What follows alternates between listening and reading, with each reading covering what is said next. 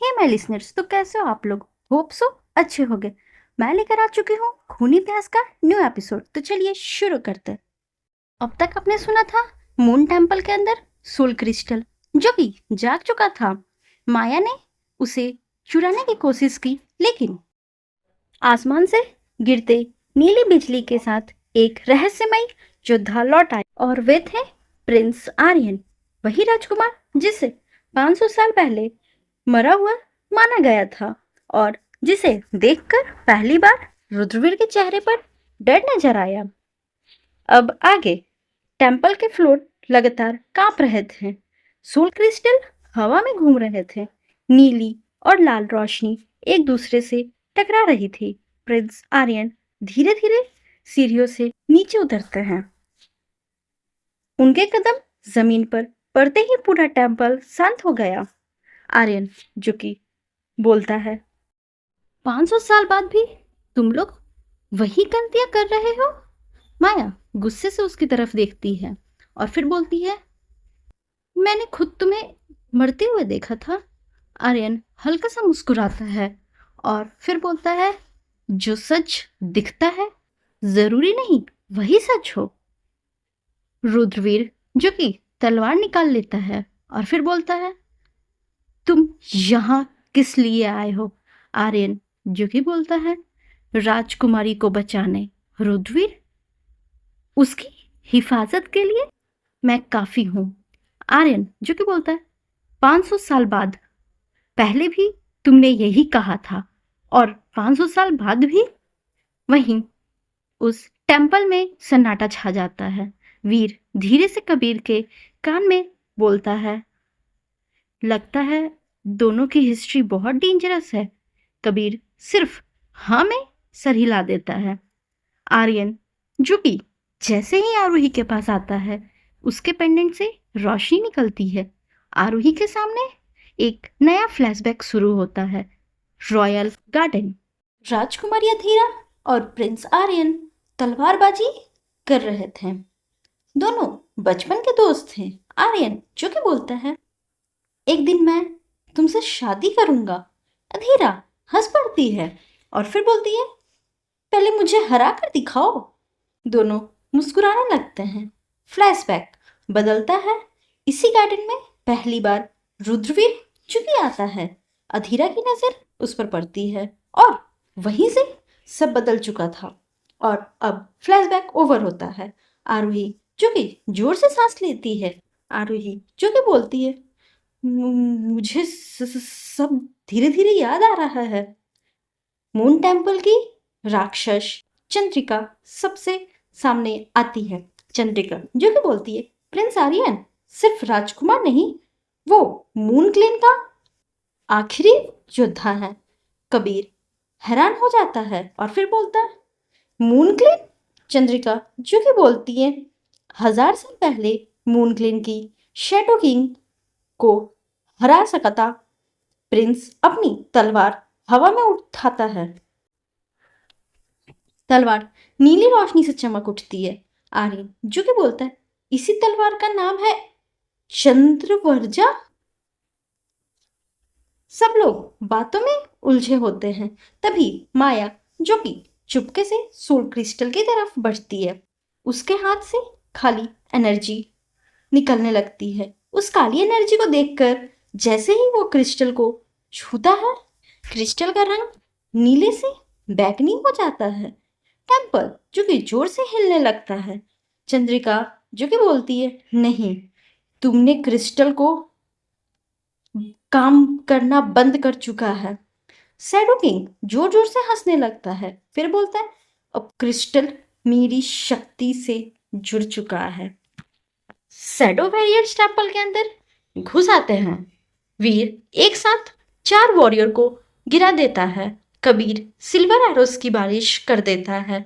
आर्यन और रुद्रवीर पीठ से पीठ मिलाकर लड़ते हैं, लेकिन दोनों एक दूसरे पर भरोसा नहीं करते।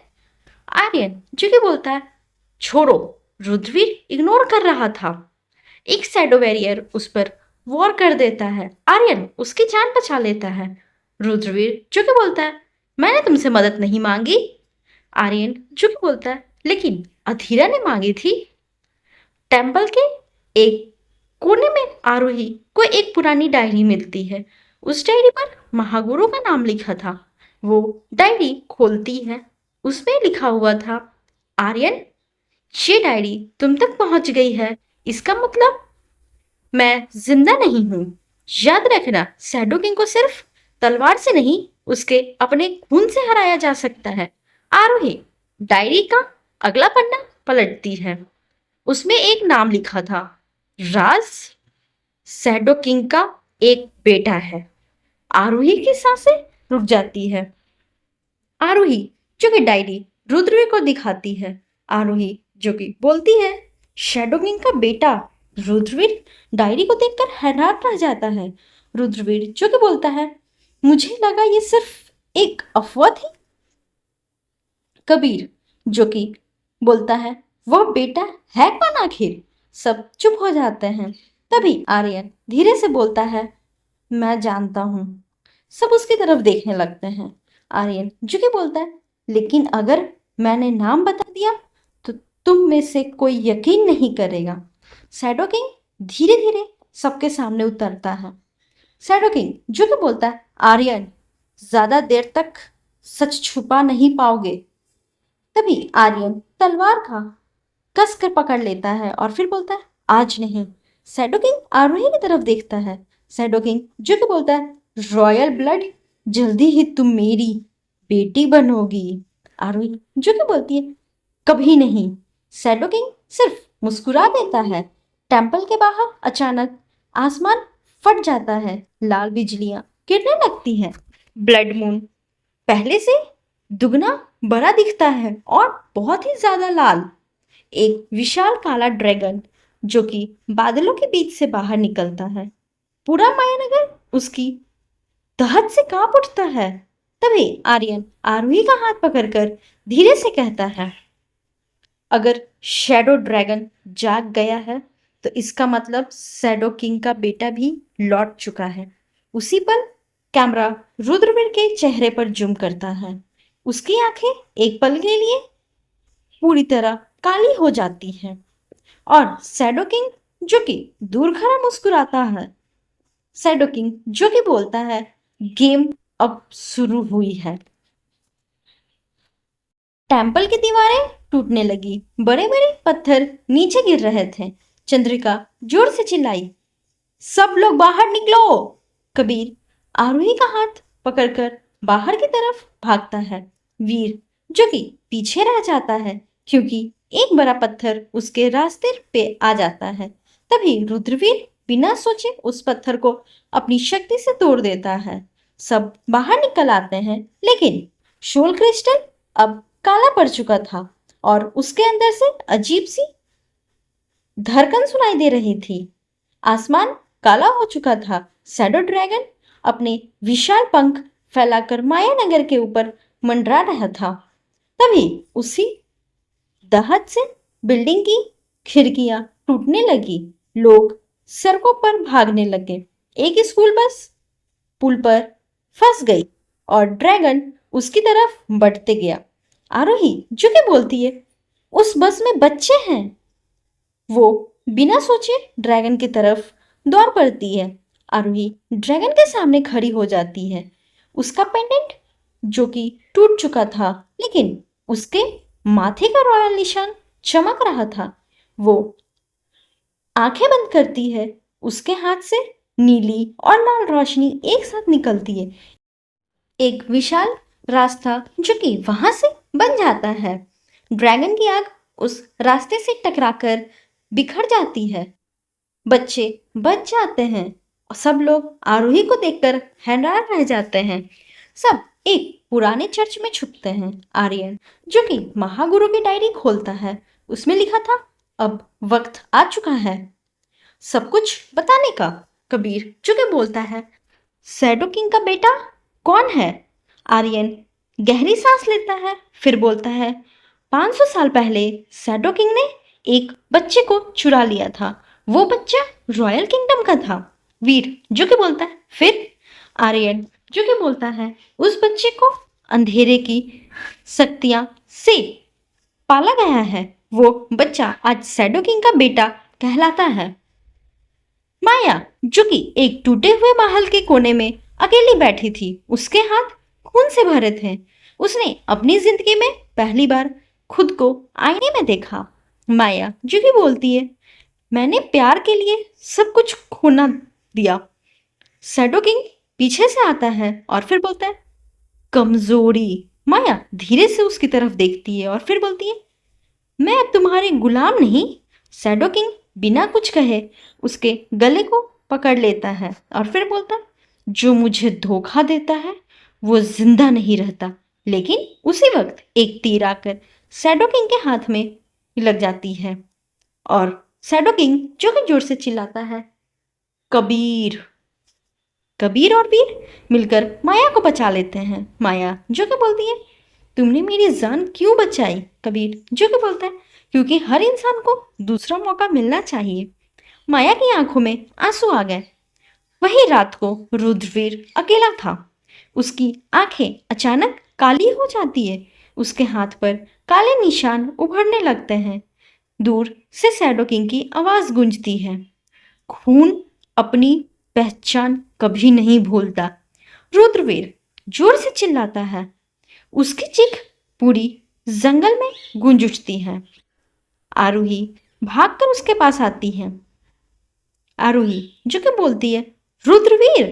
रुद्रवीर धीरे से नॉर्मल हो जाता है, लेकिन उसके चेहरे पर डर था। वहीं दूसरी तरफ डायरी के अंदर एक छोटा सा जादुई क्रिस्टल छुपा हुआ था। आर्यन उसे एक्टिवेट करता है। महागुरु का होलोग्राम सामने आ जाता है। महागुरु जो कि बोलते हैं, अगर तुम ये देख रहे हो तो मतलब शैडो किंग का बेटा जाग चुका है। उसे पहचानने का सिर्फ एक तरीका है, उसकी आंखें ब्लड मून की रात पूरी काली हो जाएगी। सब धीरे धीरे रुद्रवीर की तरफ देखते हैं। रुद्रवीर ये सब देखकर सन रह जाता है। वीर जोर से बोलता है, नहीं ये झूठ है। कबीर डायरी उठाता है।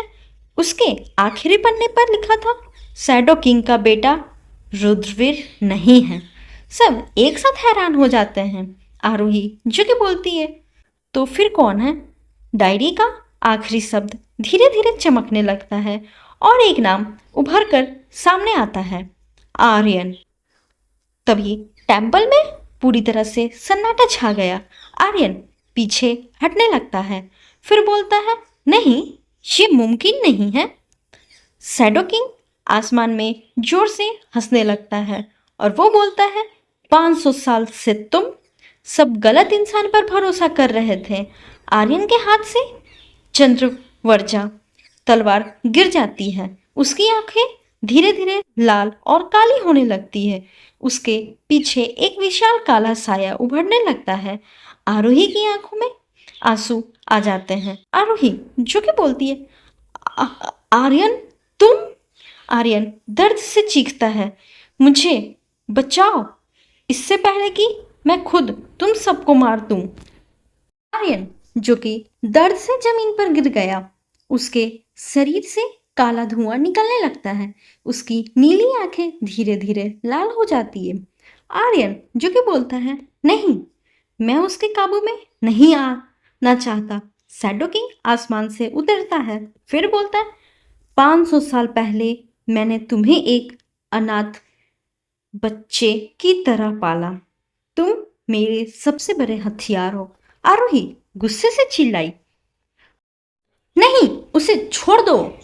आरोही आर्यन के पास जाकर उसका हाथ कस के पकड़ लेती है। उसके माथे से रॉयल निशान चमक उठता है। एक पल के लिए आर्यन की आंखें फिर से नीली हो जाती है, जो कि बोलता है, अधीरा मुझे मत छोड़ना। लेकिन अगले ही पल काली ऊर्जा फिर से उसके शरीर को घेर लेती है। शैडो ड्रैगन मायानगर के बीच उतर आता है।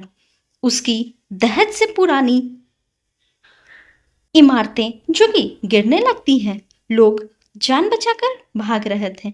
कबीर और वीर बच्चों को और बुजुर्गों को सुरक्षित जगह पहुंचा रहे थे। वीर जो कि बोलता है, हम लड़ाई बंद नहीं करेंगे, पहले लोगों को बचाओ। रुद्रवीर आसमान में उछलकर ड्रैगन पर हमला करता है। उसकी तलवार ड्रैगन के पंख से को छूट जाती है, लेकिन ड्रैगन की एक दहत से रुद्रवीर दूर जा गिरता है। उसके कंधे से खून लगातार बहने लगते हैं। आरोही भागकर उसके पास आती है और फिर बोलती है, तुम ठीक हो?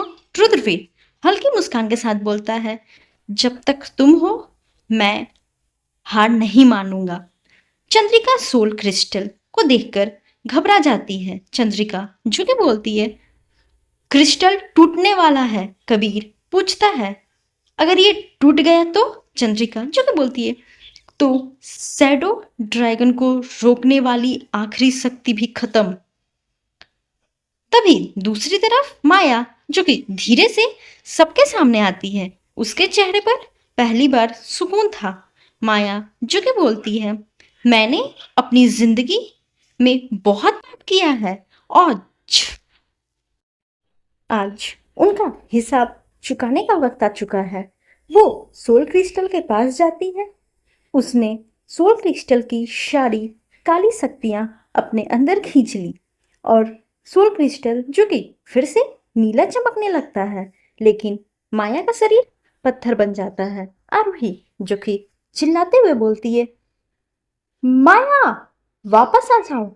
माया मुस्कुराती है और फिर बोलती है, इस बार मुझे सही काम करने दो। कुछ ही पलों में माया पूरी तरह पत्थर की मूर्ति बन जाती है। शैडो किंग गुस्से में अपनी काली तलवार निकालता है। शैडो किंग जो कि बोलता है, मेरी सबसे वफादार साथी को तुमने मुझसे छीन लिया। वो सीधा आरोही की तरफ वॉर करने लगता है, लेकिन आर्यन बीच में आ जाता है। तलवार उसके सीने को चीर देती है।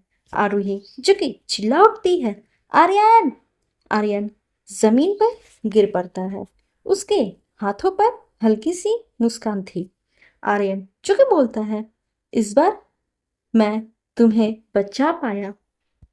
आर्यन के खून की बूंदे आरोही के हाथ पर गिरती है। उसी पल आरोही के अंदर छुपी रॉयल एनर्जी पूरी तरह जाग उठती है।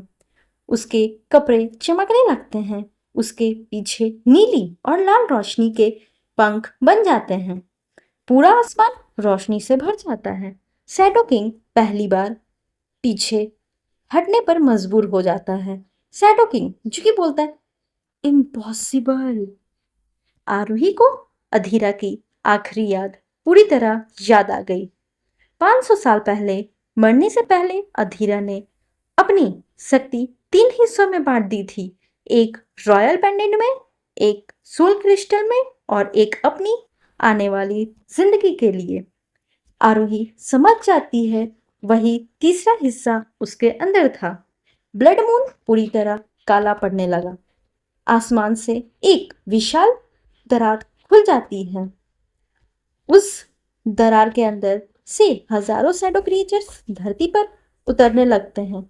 चंद्रिका का चेहरा सफेद पड़ जाता है। चंद्रिका जो कि बोलती है, नहीं, ये तो सिर्फ शैडो किंग नहीं, शैडो वर्ल्ड का दरवाजा खुल गया है। दूर आसमान में एक और भी बड़ी साया नजर आती है। शैडो किंग घुटनों पर बैठ जाता है और फिर बोलता है, मेरे स्वामी, आपका स्वागत है। सब लोग ऊपर देखते रहते हैं और अंधेरे के बीच 2 विशाल लाल आंखें जो कि खुल जाती है। अब आगे इस स्टोरी में क्या होता है और ये शैडो किंग का स्वामी कौन है, जानने के लिए सुनते रहिए खूनी प्यास, सिर्फ और सिर्फ संजू एफएम स्टोरी पर।